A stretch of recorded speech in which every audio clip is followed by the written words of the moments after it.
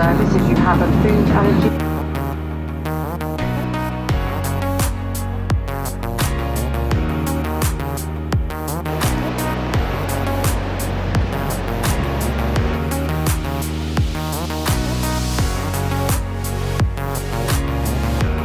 Hi guys, it's Lizzie from the Academy team and I'm here in Prague for the Fujifilm X Summit. Not really sure what to expect, but I'm going to take you along for the day anyway, so let's get going.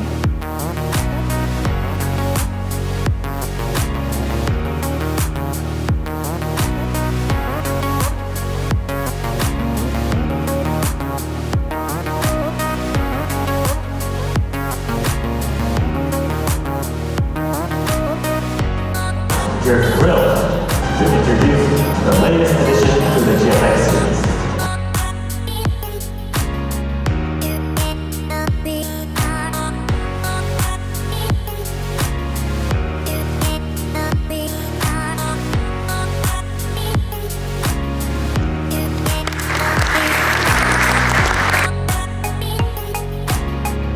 And here it is, the Fujifilm GFX 100RF. First impressions, well, it is actually a lot lighter than I thought it was going to be.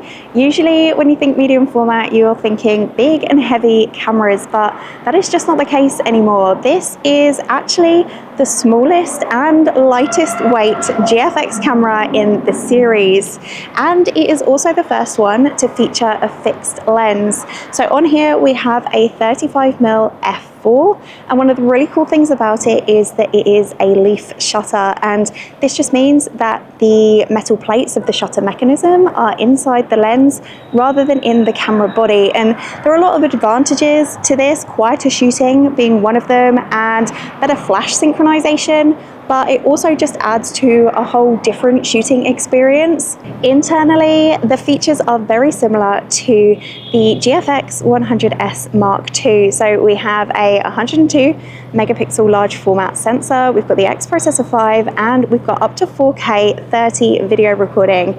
Now there are lots of other upgrades and also some new features too, which I will go into later, but for now, there are lots of activities for us to get stuck into, so let's see how the camera performs. Weighing in at only 735 grams, including the battery, the GFX 100RF is a phenomenal camera.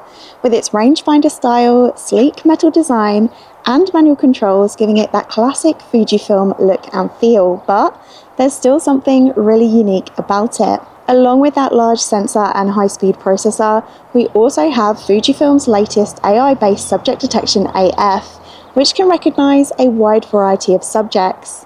When recording video, you'll also notice that the tracking AF function has been improved here too. And speaking of video, we've got 422 10-bit recording, a standard ISO setting of 100 for wide dynamic range and low noise, and F-Log2 for greater flexibility when it comes to grading.